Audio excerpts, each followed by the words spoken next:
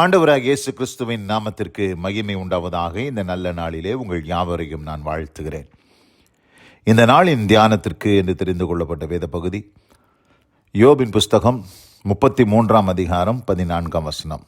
The book of Job, chapter 33, verse 14. தேவன் ஒரு விசை சொல்லி இருக்கிற காரியத்தை இரண்டாம் விசை பார்த்து திருத்துகிறவர் அல்லவே. ஆமேன். பிரியமானவர்களே, நான் வாசிக்க கேட்டதான இந்த வார்த்தைகள் இங்கே என்ன சொல்லப்பட்டிருக்கிறது?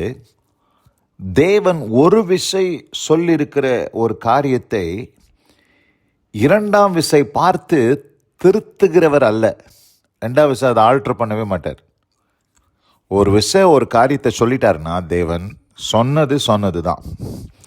அதை மாற்றி அமைக்கவோ, அதை பார்த்து சரி நான் தப்பாக சொல்லிட்டேன், இப்போ கொஞ்சம் ஆல்ட்ரு பண்ணிக்கிறேன், நான் மாற்றி கொள்ளுகிறேன் அப்படின்னு சொல்லுகிற தேவன் அல்ல. மனுஷர்கள் தான் அப்படி சொல்லுவாங்க. மனுஷர்கள் இன்றைக்கு ஒன்று பேசுவாங்க, நாளைக்கு வேற ஒன்று சொல்லுவாங்க, நாளைக்கு வேற ஒன்று பேசுவாங்க. இன்றைக்கு ஒரு காரியத்துக்கு வாக்கு கொடுப்பாங்க, நாளைக்கு அந்த வாக்கை மாறி விடுவாங்க. அதுதான் மனிதர்கள். மனிதர்களுடைய இயல்பே மாறி மாறி பேசுகிறது தான். ஆம் என்றும் இல்லை என்றும் பேசுகிறவர்கள் தான் மனிதர்கள். ஆனால் ஆமென்றும் ஆமேன் என்றும் இருக்கிறவர் தான் கர்த்தர். அப்போது பிரியமானவர்களே, இந்த அருமையான இந்த நல்ல நாளில் இந்த வார்த்தைகளை கேட்டுக்கொண்டிருக்கிற அன்பான சகோதரி சகோதரியே, உங்கள் வாழ்க்கையில் ஆண்டவர் சில காரியங்களை பேசியிருக்கலாம்.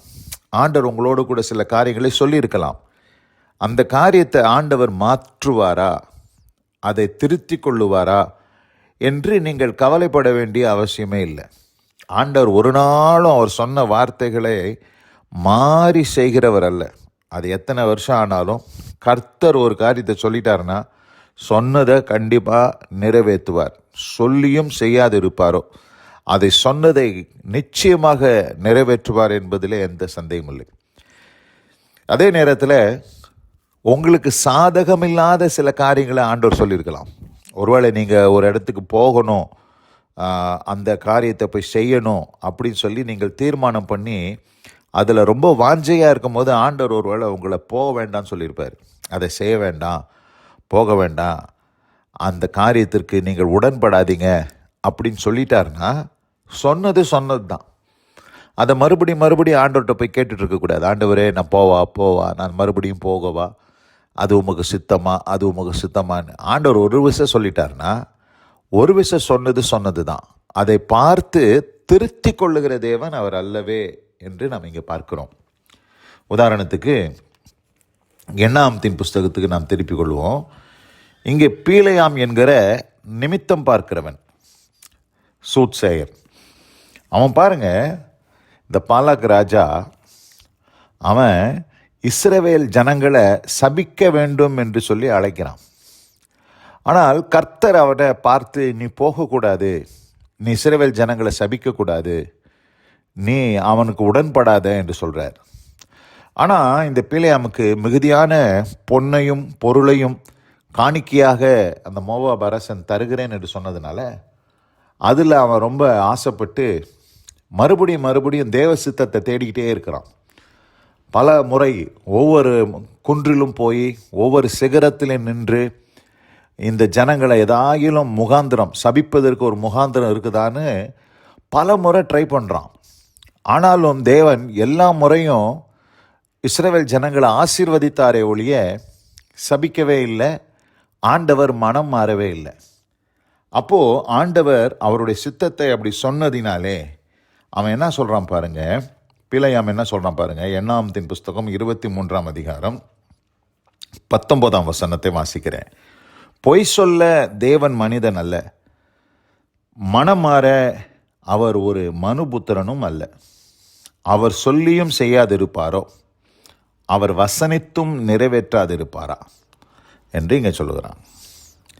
சொல்லிட்டு என்ன சொல்கிறான் 20 வசனத்தில், இதோ ஆசீர்வதிக்க கட்டளை பெற்றேன், அவர் ஆசீர்வதிக்கிறார், அதை நான் திருப்பக்கூடாது. அவர் ஆசீர்வதிக்கிறதுக்கு தான் நான் கட்டளை பெற்றிருக்கிறேன். நீங்கள் எத்தனை என்னை கூட்டிகிட்டு போய் எந்த குன்றில் நின்று எத்தனையான பலிகளை செலுத்தினாலும் தேவன் ஒரு விசை சொன்னதாக தான் நடக்கும். அதை தான் அவர் செய்வார் ஒழிய இரண்டாம் விசை பார்த்து திருத்தி கொள்ளுகிற தேவன் அல்ல. அதான் சொல்கிறார், பொய் சொல்ல தேவன் ஒரு மனிதன் அல்ல. இன்றைக்கி ஒரு காரியத்தை சொல்லிட்டு நாளைக்கு ஒரு காரியத்தை மாற்றுகிறவர் அவர் அல்ல. மனம் மாற ஒரு மனுபுத்திரனும் அல்ல. மனுஷன்தான் மனம் மாறிடுவான். இன்றைக்கி ஒன்று சொல்லுவான், நாளைக்கு வேற ஒரு காரியத்தை சொல்லுவான். ஆனால் தேவன் ஒரு நாளும் மனம் மாறவே மாட்டார். அவர் என்ன சொன்னாரோ அதை தான் செய்வார். அவர் வாக்கு கொடுத்துட்டாருன்னா வாக்கு கொடுத்தது தான். ஒரு இடத்துக்கு நீ போக வேண்டான்னு சொல்லிட்டாருன்னா நீ போகக்கூடாது தான். ஒரு இடத்துக்கு நீங்கள் போகணும்னு சொல்லிட்டாருன்னா நீங்கள் கண்டிப்பாக போய் தான் தீரணும். ஒரு காரியத்தை செய்யணும் அப்படின்னு உங்களுக்கு கட்டளை கொடுத்துட்டாருன்னா நிச்சயமாக நீங்கள் அதை செய்து தான் தீரணும். ஒரு காரியத்தை நீங்கள் செய்யக்கூடாது அப்படின்னு சொல்லிட்டாருன்னா நீங்கள் செய்யக்கூடாது தான். எத்தனை விஷயம் நீங்கள் போய் ஆண்டவர் இடத்துல ஜெபம் பண்ணி உபவாசம் பண்ணி, ஆண்டவரே நீர் இதை செய்யக்கூடாதுன்னு சொல்லியிருக்கிறீரே, நான் செய்யணும்னு விரும்புகிறேன், செய்யணும்னு ஆசைப்படுறேன் அப்படின்னு பீலையாமை போல பல விஷயம் நம்ம ஜெபம் பண்ணாலும் ஆண்டவர் சொன்னதே தான் திருப்பி திருப்பி சொல்லுவார். ஆதலால் பிரியமானவர்களே, நான் வாசிக்க கேட்ட அந்த வார்த்தையின்படி தேவன் ஒரு விசை சொன்னதை சொல்லி இருக்கிற காரியத்தை இரண்டாம் விசை பார்த்து திருத்துகிறவர் அல்லவே. அவர் சொன்ன காரியங்கள் எல்லாம் ஆமென்றும் ஆமேன் என்றும் இருக்கிறது என்பதை புரிந்து கொண்டு நம்மை அர்ப்பணிப்போம். இந்த அருமையான இந்த நல்ல நாளிலே தேவன் உங்களோடு பேசின இந்த வார்த்தையின்படியாக கர்த்தருக்கு நம்மை அர்ப்பணித்து ஆண்டவர் சொன்ன காரியத்தை நிச்சயமாக மாற்றாமல் அதையே செய்வார், அதையே செய்ய உங்களை வைப்பார் என்பதை புரிந்து கொண்டு நம்மை அர்ப்பணிப்போம். கர்த்தர் இந்த வார்த்தைகளை கேட்டவங்க ஒவ்வொருவரையும் ஆசீர்வதித்து காப்பாராக. God bless you all. Amen amen. நாம் ஜெபிப்போம். எங்கள் அதிகமாய் நேசிக்கிற எங்கள் அன்பின் பரலோக பிதாவே, நாங்கள் தியானிக்க கேட்ட இந்த வார்த்தையின்படி தேவன் ஒரு விசை சொல்லியிருக்கிற காரியத்தை இரண்டாம் விசை பார்த்து திருத்துகிறவர் அல்லவே. அவர் ஒரு நாளும் அதை மாற்றி சொல்லவே மாட்டார். அவர் சொன்னது தான் என்பதை நாங்கள் இந்த நாளில் அறிந்து கொண்டோம். அவர் மனம் மாறுவதற்கு மனுபுத்திரன் அல்ல. ஆண்டவரே பொய் சொல்ல மனுஷன் அல்ல என்று நாங்கள் இந்த நாளிலே தியானிக்க கிருபை செய்தேன். எத்தனை விசை உம்மிடத்தில் ஜெபித்தாலும் நீர் உரைத்தவைகளை தான் நீர் மறுபடியும் சொல்லுகிறீர் என்பதை புரிந்து கொண்டு நாங்கள் அந்த வார்த்தைகளுக்கு எங்களை அர்ப்பணிக்க கர்த்தர் கிருபை செய்துள்ளோம். ஆசீர்வதித்து வழிநடத்தி காரும் நாமத்தை மேம்படுத்துவீராக. இயேசு கிறிஸ்துவின் வல்லமை மிகுந்த நாமத்தில் எடுக்கிறோம். ஜெபம் கேளுங்க நல்ல பிதாவே. ஆமேன் ஆமேன்.